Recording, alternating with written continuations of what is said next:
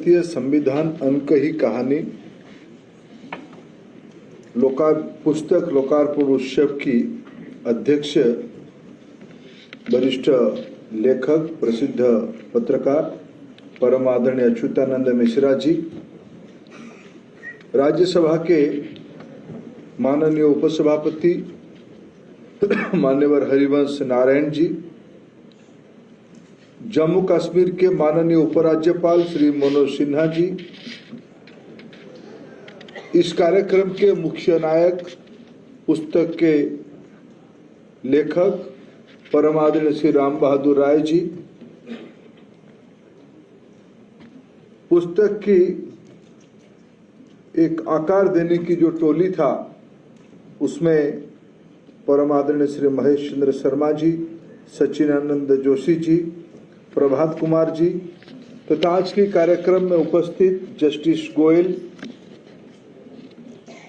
सांसद वीरेंद्र सिंह जी, लल्लू सिंह जी, पूर्व केंद्रीय मंत्री विजय गोयल जी, देश की प्रसिद्ध शिक्षाविद दिनेश सिंह जी, पूर्व कुलपति दिल्ली विश्वविद्यालय, वरिष्ठ पत्रकार आदरणीय उमेश उपाध्याय जी, अजय सिंह जी, देश के जाने माने रक्षा विशेषज्ञ शेखर दत्ता जी, वरिष्ठ जननेता केसी त्यागी जी तथा इस सभागार में उपस्थित समस्त मातृशक्ति सज्जन वृंद और युवा साथीगण, पत्रकार मित्रगण, मैं खुद को सौभाग्यशाली मानता हूं परम आदरणीय राम बहादुर राय जी की संविधान की अंक ही कहानी जैसे महत्वपूर्ण पुस्तक की लोकार्पण उत्सव में हमें भी शामिल किया गया और एक महत्वपूर्ण भूमिका दिया गया। मैं थोड़ा दुविधा में था। जिस प्रकार की मंच है, अच्युतानंद जी अध्यक्षता करेंगे, राम बहादुर जी की किताब, हरिवंश जी किताब के बारे में वर्णन करेंगे। मैं हरिवंश जी को जब सुनता हूं मंत्रमुग्ध होता हूं और मेरे बड़े भाई मनोज सिन्हा जी भी अतिथि रहेंगे। मेरा भूमिका क्या है, ऐसे मैं दुविधा में था। मैं और अंतिम रूप वक्ता के नाते अध्यक्ष जी की पहले जब मेरे को कहा गया तब तक मेरा भूमिका मेरे को समझ में आ गई कि मैं अभी भी विद्यार्थी हूं और विद्यार्थी को और पढ़ना चाहिए।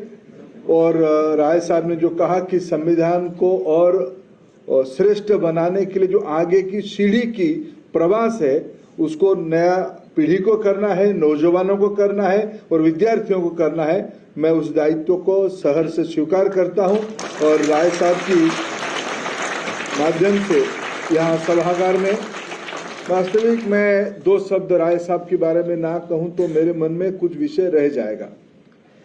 इन्हीं में एक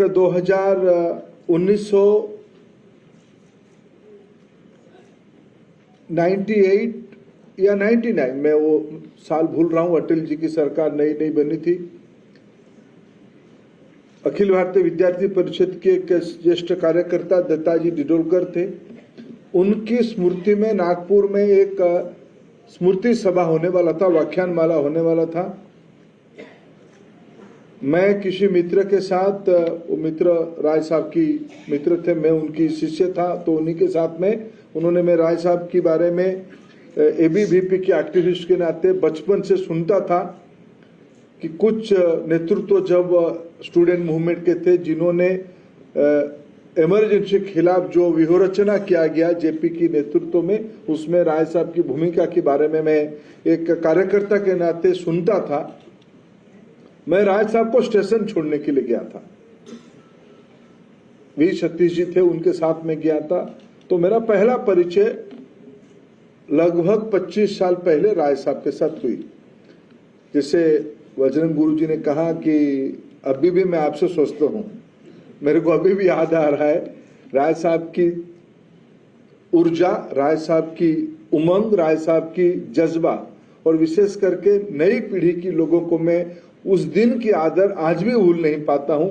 वही आकर्षण मेरे को एक आदेश के रूप में इधर में उनकी कार्यक्रम में शामिल हुआ। मैं सोचा राय साहब को वर्णन कैसे करूं। राय साहब भारत की इस विचार प्रवाह में बहुत सारे आज़ादी के उपरांत, आज़ादी के पहले बहुत सारे विचार प्रवाह बने हैं। समाजवादी बने हैं, मेरे बड़े भाई त्यागी जी यहाँ बैठे हैं, हरिवंश जी भी उस विरासत के आज की प्रतिनिधि हैं। हम लोग सब संघ वाले हैं, आरएसएस वाले हैं। और फिर राय साहब की जो मित्रता की परिव्याख्या हुई, उनके अनेक मित्र आलोचक भी हैं, यानी वो निश्चित रूप में एक्सट्रीम लेफ्ट के लोग मित्र होंगे। फिर गांधीयंस भी हैं। फिर आज के बाजारवादी व्यवस्था में कई प्रकार के इजिम आए हैं। उसी के अंदर मूल चैलेंज है भारतीय विचार प्रवाह को बचाए रखना। मैं राय साहब को एक त्रिवेणी संगम मानता हूं, अनेक विचारधाराओं की। मनोज जी ने जिसको कहा जीने वाला व्यक्ति, सिर्फ किताबों में लिखना और उसको पढ़ के व्याख्यान करना, जो राय साहब को थोड़ा बहुत नजदीक से दिखा है, वही जानता है कि राय साहब जैसे तपस्वी कैसे होते हैं। मूलतः भारतीयता को और मानवता को प्रकाशित करने का जीता जागता, तो उसको कभी क्या कहा जाए, कभी दधीची कहा जाए। उनकी तपस्या से, उनकी त्याग से समाज की सुविचार आज प्रकाशित हुए हैं, या उनको चाणक्य क्या कहा जाए। मेरे जैसे, मनोज जी जैसे अनेक कार्यकर्ताओं को समाज जीवन की कामों के लिए तैयार करने में वो हमारी प्रेरक भी रहे। इसीलिए मैं कभी बचपन में एक विषय पढ़ा था साहित्य में। आज मनोज जी की भाषण सुन के मैंने कहा कि भाई साहब आज तो आप साहित्यकार हो गए। मनोज जी मैं कभी मनोज जी को मेरे गांव लेके गया था। मनोज जी धोती पहनते हैं, और अमूमन हमारे देश में धारणा धोती पहनने वाला शायद थोड़ा बनारस की धोती पहनने वाला शायद एक थोड़ा पीछे टाइप का आदमी होगा। तो एक भारत की बड़े नेता थे, वो मेरे साथ थे कार्यक्रम में। जब कार्यक्रम वगैरह हुआ, मनोज जी तब रेल विभाग के काम दिखते थे, तो मनोज जी की समीक्षा, कुछ जन समस्या, कुछ समाधान। बोले कि अरे आदमी तो पढ़ा लिखा लगता है। तो मैंने कहा कि मनोज जी पढ़े लिखे नहीं है, मनोज जी इंजीनियर है, और बीएचयू की पढ़े हुए इंजीनियर है। बोले बाप रे, धोती पहनते हैं, मनोज से विपरीत क्या है? विपरीत तो कुछ नहीं है। ऐसे मनोज जी को मैंने आज कहा कि आज भाई साहब आप साहित्यकार बन गए। तो उसमें राय साहब, उस साहित्य से एक शब्द मेरे को याद है कि मैं बचपन में बहुत एक साहित्य में पढ़ा था। मैं बहुत अच्छा विद्यार्थी नहीं था, तो उसमें पढ़ा कि एक वो व्यक्ति नहीं, एक अनुष्ठान है। हिंदी में अनुष्ठान ही तो है ना, इंस्टीट्यूशन, संस्थान। व्यक्ति नहीं है, संस्थान। उड़ीसा में अनुष्ठान है।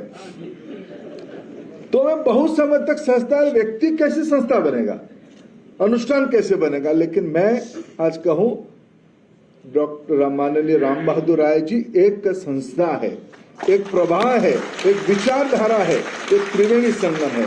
ऐसे महानुभव की आज संविधान की अनकही कहानी के बारे में एक पुस्तक आई है। मित्रों, मैं छात्र आंदोलन से आता हूं, जिसके बारे में मैंने गर्व से उल्लेख भी किया। उस समय में मैं विद्यार्थी की जिंदगी में संविधान को थोड़ा पढ़ा था।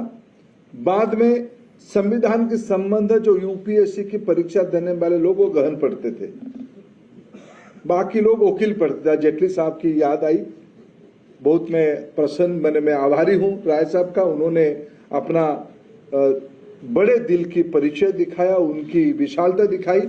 स्वर्गीय अरुण जेटली जी जितने बड़े व्यक्ति थे, और उनकी संविधान के प्रति जो विश्वास था, जो धारणाएं थी, उसमें राय साहब की बहुत बड़ा अवदान है। मैं जिम्मेवारी के साथ कह सकता हूं, मैं अरुण जी के साथ बहुत समय बिताया, और अरुण जी कई विषयों को, फंडामेंटल्स को क्लियर करते हुए मैं अनेक बार राय साहब के बारे में चर्चा करते हुए सुना, कोट करते हुए सुना। इसलिए आप आज योग्य तरीके से उनको सम्मानित भी किया। वैसे आज संविधान के बारे में वकील जब कोर्ट में तर्क करता है, तब संविधान की धाराओं को कोट करता है। नहीं तो आज नई पीढ़ी के सामने, मैं शिक्षा विभाग की जिम्मेवारी निभाते हुए मेरा अनुभव आ रहा है, अभी चुनौती है एक मूल विषय को बड़े रोचक तरीके से कैसे अभी की पीढ़ी को दिखाए। जो पीढ़ी माँ पिताजी भाई बहन को छोड़ के, खेल वगैरह तो दूर हो गया है, छोड़ के अपने डिजिटल गैजेट के अंदर घुसा हुआ है। फेसबुक, इंस्टाग्राम, नए नए चीज आ गया, हमें भी मालूम नहीं है, बच्चों को पूछने से पता चलता है। उस समय में इतने बड़े विरासत की ये महा तथ्य को, ये अनोखी तथ्य को कैसे हम स्थापित करें, इसकी इतिहास क्या है, इसकी प्रासंगिकता क्या है, इसमें हमें क्यों विश्वास रखनी चाहिए, यही आज सबसे बड़ी चुनौती है। मित्रों, मैं लंबा विषय नहीं कहूंगा, मैं इस विषय का विश्वासी हूं। मैं संविधान को मैंने कैसे समझा, मैं 2000 से ही विधायक रहा, तब एक विधायक के नाते संविधान को हम उस विधानसभा के विद्वानों को कोट करते हुए देखा। लेकिन मैं पहली बार जब 2004 में लोकसभा आया, तब उस समय की सरकार धार्मिक आधार पे आरक्षण देने की व्यवस्था बनाई, कानून लाने का प्रयास किए।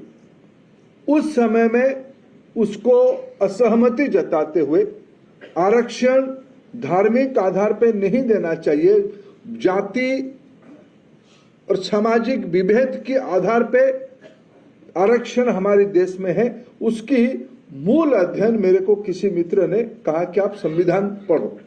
मैं संविधान को तब पहली बार लाइब्रेरी में जाके पढ़ा, उसको समझने का कोशिश किया। तब मेरे एक धारणा आई कि अरे तो ये संविधान में जो संविधान सभा की परिचय मेरे जीवन में पहली बार हुआ 2004 में। तब मैंने अनुभव किया ये सारे समस्या की, 2004 तक देश की मिजाज बदल चुका था, देश की परिस्थितियां बदल चुकी थी।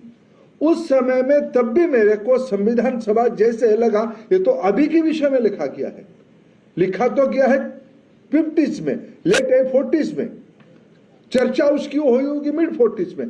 तब से लेके आज तक 2004 तक, तब मेरे को लगा 50-55 साल के बाद ये कितनी प्रासंगिक अभी भी है। इसलिए संविधान के प्रति मेरा विश्वास बढ़ा। दूसरी बात मैं अभी कहा गया कि सारे समस्या की समाधान भी संविधान के अंदर है। आज संजोग देखिए, आज है 18 जून 1951। 18 जून में संविधान बना, 48 में संविधान पारित हुआ। उसके आगे पहला 50 में लागू होने के बाद पहला संशोधन हुआ 51 में, जिसके बारे में आज सभी ने चर्चा किया, हरिवंश जी ने चर्चा किया। तो संविधान जब 370, आज संजोग से मनोज जी मंच पे बैठे हैं, उसके बारे में उन्होंने उल्लेख भी किया। आखिर क्या हुआ, उस 370 को सस्पेंड किया गया, उसकी कानूनी शब्द है, उसको निरस्त किया गया है, रिपील नहीं किया गया, क्योंकि मैंने कहा कि हम सब संघ वाले हैं, एबीवीपी, आरएसएस, जनसंघ, बीजेपी, हम लोग इसी विषय पे थे कि हमको पूर्ण बहुमत दो तिहाई बहुमत होने के बाद हम 370 को हटाएंगे। लेकिन मजबूत प्रधानमंत्री नरेंद्र मोदी जी 370 को सादे बहुमत में भी हटाए। समाधान कहां था? समाधान संविधान सभा की चर्चा में थी। सारे विद्याओं की जो मूल विषय था ना, संविधान सभा में ही था, समस्या की समाधान भी था। 370 ब्रैकेटेड 3 में यह कहा गया था कि संविधान सभा में यह चर्चा की गई थी कि आवश्यक होने से 370 को सस्पेंड किया जाएगा। सस्पेंड किया गया, उसकी नतीजा क्या हुआ? भारत के गरीबों को जो फायदा देश में मिलता था विशेष अधिकार के नाम पे, उस फायदे को जम्मू कश्मीर के लोगों को नहीं मिलता था। प्रधानमंत्री आवास नहीं मिलता था, प्रधानमंत्री सौभाग्य योजना बिजली कनेक्शन नहीं मिलता था, प्रधानमंत्री सड़क योजना घाटी में नहीं बनते थे, प्रधानमंत्री उज्ज्वला योजना में गरीब मां को गैस नहीं मिलता था। मैं आभार प्रकट करूंगा मनोज जी को। मनोज जी ने बखूबी 370 उठने के बाद वहां के गरीबों को, वहां के आवाम को, भारत की नागरिकों की हक वहां दिलवाया। यही 370 उठने के बाद हुई। लगाया संविधान सभा ने उस समय परिस्थिति को देखते हुए, राजनीति को, उठाया भी संविधान सभा की चर्चा को आधार करते हुए। मित्रों, आज चर्चा हो रही है, इसीलिए संविधान में और एक घटना कहूं कि संविधान सभा में ये सारा विषय की रिजर्वेशन हो, 370 हो, अभी हमें आलोचना होती है। अभी लघु मंतव्य भी राय साहब ने दिया कि आज ऑनलाइन, ऑफलाइन, सैटेलाइट, इंटरनेट कईयों में, आज अखबारों में भारत के राष्ट्रपति की चुनाव अगले महीना होगा। किसी ने कहा कि भाई आपके पास 48% है।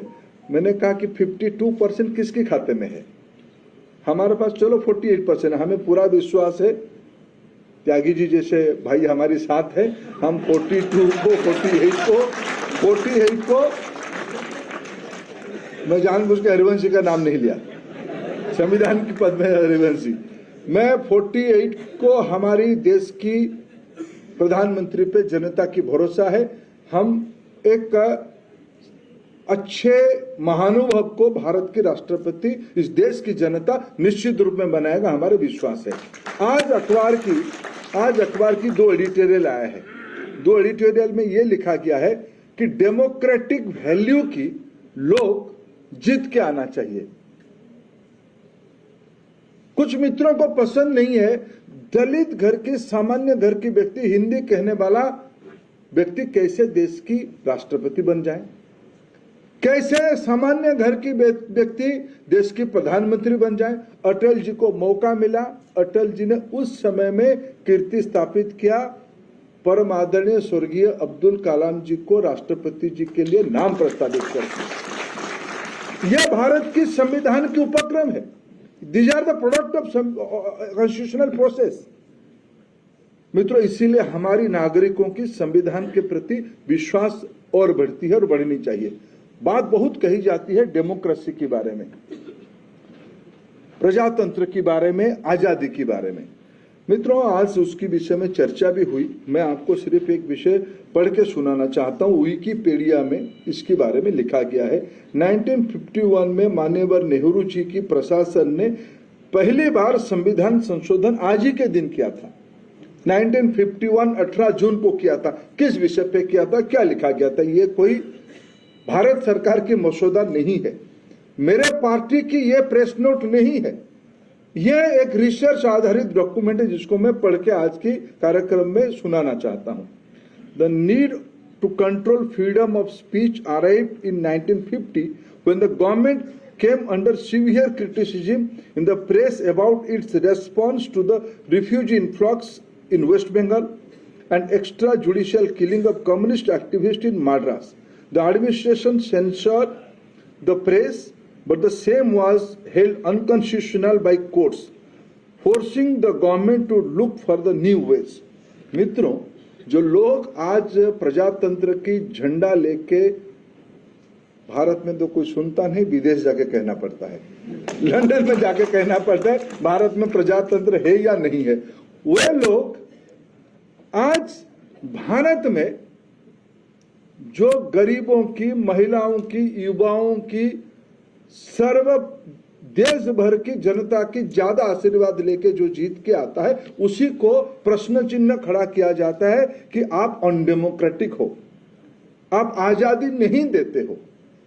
मित्रों, ये सब कहा जाता है इसीलिए क्योंकि हमारे देश में संविधान है, हमारे देश में संविधान की आउटकम है प्रजातंत्र। ये भारत में ही संविधान, दुनिया की आधे देशों में डेमोक्रेसी की डेफिनेशन हम जैसे समझते ऐसा है ही नहीं। भारत दुनिया भर की, अभी अमेरिका की खूब नाज है कि हम बहुत बड़े प्रभावशाली प्रजातंत्र हैं। पिछले बार चुनाव नतीजे आने के बाद कैपिटल में क्या हुआ, अभी भी वहां का सुप्रीम कोर्ट में केस चल रहा है। कोई अगले बार चुनाव लड़ पाएगा नहीं लड़ पाएगा, इसकी तर्क हो रहा है। ये उनकी प्रजातंत्र है, हमारी प्रजातंत्र है।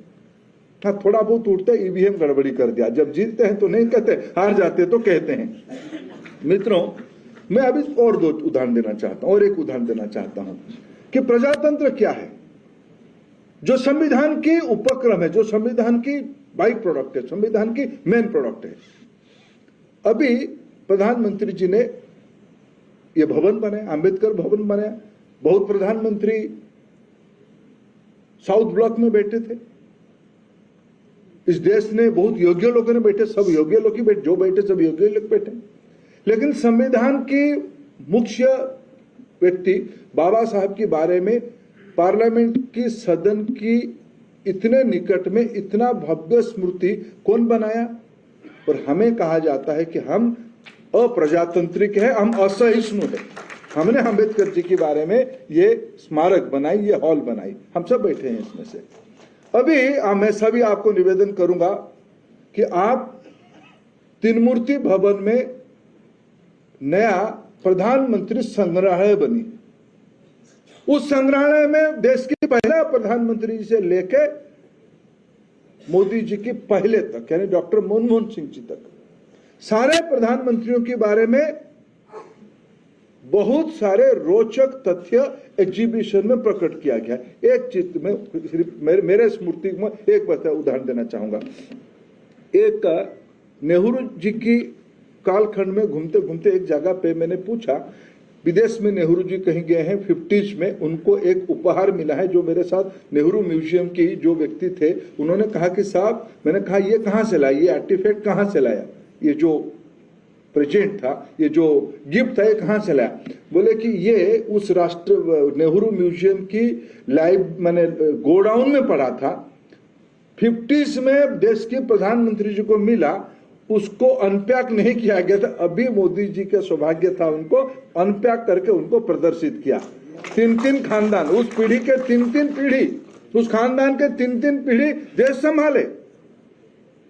आज मैं इसीलिए राय साहब के पास कृतज्ञ हूं देश की ओर से, भारत सरकार की ओर से। उन्होंने बहुत सारा अनकही कहानी जो इतिहास की सही तथ्य है उसको देश के सामने रखा। मित्रों, अभी आवश्यकता क्या है? अभी शायद ये मेरे ही सौभाग्य, इसीलिए मेरे को यहाँ बुलाया गया है, बाबू और थोड़ा पढ़ाई कर। अभी प्रधानमंत्री जी के नेतृत्व में राष्ट्रीय शिक्षा नीति देश में आई है, उसको अभी 2 साल पूरा होगा। अभी नई टेक्स्ट बुक बनाने की काम चल रही है, नई प्रसंग बनाने के लिए काम कर। जब मैं नई कहता हूं इसके अर्थ है सब पुराने चीजों को छोड़ के नया चीज करना, ऐसा नहीं है। डॉक्टर दिनेश सिंह जी यहाँ बैठे हैं, वो एक देश की जाने माने शिक्षा भी थे। शिक्षा को हर एक समय में प्रासंगिक करते हुए, कॉन्टेक्चुअल करते हुए उपस्थापित करने का दायित्व शिक्षक की है, प्रबंधकों की है। यही काम आज हमको एनईपी में करने का मौका मिला। मैं निश्चित रूप में राय साहब जी को निवेदन करूंगा और आप जैसे अनेक महानुभवों को, बजरंग गुरु जैसे महानुभवों को मैं चाहूंगा कि आप हमारी जो एनसीएफ वाला ग्रुप है, नेशनल कैरिकुलम फ्रेमवर्क बनाने वाला जो स्टीयरिंग कमेटी है कस्तूरी रंगन जी का नेतृत्व में, मैं उनको भी निवेदन करूंगा और आपको भी आज निमंत्रण कर रहा हूं सार्वजनिक रूप में। आप आइए, संविधान की स्पिरिट, संविधान की प्रसंग, संविधान की इतिहास, ये सारा विषय के बारे में आप आने वाले पीढ़ी के लिए कैसे काम पे आएगा, कैसे उनकी स्मृति में आएगा, क्यों हम उनको संविधान बनाइए, संविधान कैसे सर्वश्रेष्ठ है। इस बार 2019 में प्रधानमंत्री जी बहुमत प्राप्ति करने के बाद जब हम उनको नेता चुने, उन्होंने पहला काम किया संविधान को जाके प्रणाम किया। पहली बार आए तो संविधान के मंदिर को, संविधान सभा जहां बैठी थी उस मंदिर को प्रणाम किए। इस बार संविधान को प्रणाम किए और कानून की राज चलाने का वादा किया, संविधान आधारित व्यवस्था चलाने के लिए राज्य किया, जिम्मेवारी लिया, पण किया। मैं आने वाले दिनों में ना केवल स्कूली पाठ्यक्रम, यूजीसी के अंदर उसके ऊपर ज्यादा रिसर्च हो, यूनिवर्सिटियां उसके ऊपर रिसर्च करें, आखिर संविधान की आज की क्या प्रासंगिकता है, इतिहास क्या रहा है, दुनिया की संविधान आज हमारी 75 साल होने वाला है, 75 साल के अनुभव कैसे रहा, ये हम लोगों की जिम्मेवारी बनती है, इस पीढ़ी की जिम्मेवारी बनती है। इसको आने वाले 21वीं सदी में कम से कम 100-200 सालों के लिए इसको एक प्रासंगिक तरीके से रखना। मैं शायद एक रोचक कहानी करके मेरे रोचक अनुभव कह के मैं विषय को बंद करूंगा। मैं इन दिनों में उत्तर प्रदेश में खूब घूमा हूं, थोड़ा हिंदी मेरा भी ठीक होने लगा है। उत्तर प्रदेश में जब घूमा मेरा एक अनुभव आया, अवध से पूर्वांचल तक किसी भी घर में जाओ, कोई भी व्यक्ति को मिलो या थोड़ा विद्वानों के साथ और चर्चा करो, तुलसीदास की चौपाई सबकी जुबान पे है। कोई एनसीईआरटी के कोर्स में तो उनको पढ़ाया नहीं गया, पढ़ाते तो क्या क्या हो जाता। लेकिन कोई भी घर ऐसा नहीं है, और वो बिहार तक गांव में लोगों की नाम क्या है, एक सांस्कृतिक धारा प्रवाह उस इलाका में मिलता है। लिखा कौन रामायण को? लिखा ऋषि वाल्मीकि ने। उसको लोकप्रिय कौन कराया, लोक भाषा में कौन लाया, लोक स्मृति में कौन भरा? आचार्य तुलसीदास जी ने। मैं मानता हूं संविधान को जो संविधान सभा में चर्चा किया, उसको नरसिंह राव जी ने लिखा और अंबेडकर जी ने उसको दिशा दिया। ये वाल्मीकि की भूमिका को निभाए। अभी आवश्यकता है राय साहब जैसे तुलसीदास का इसको लोकप्रिय कराने का। मैं इसको कितना भी आभार प्रकट करूंगा कम होगा। जिस लोक भाषा में हम राय साहब की, मैं हिंदी भाषा का व्यक्ति नहीं हूं, लेकिन मैं बचपन से राय साहब को पढ़ता हूं, जनसत्ता के दिनों से पढ़ता हूं, और सामान्य तरीके से चीजों को समझाने के उनकी तरीके का मैं अनुयायी हूं, प्रभावी हूं उनसे।